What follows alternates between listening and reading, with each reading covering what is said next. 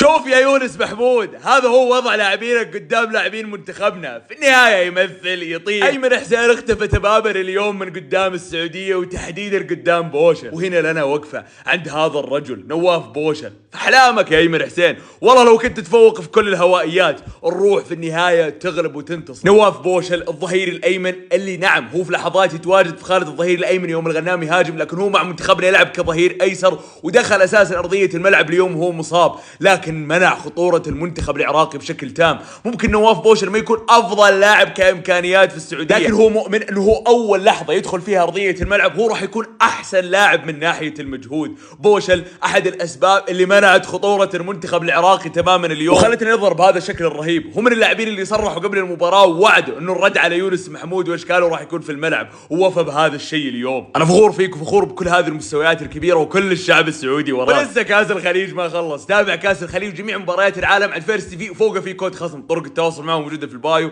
إضافة متابع للمزيد، وصلوا على النبي.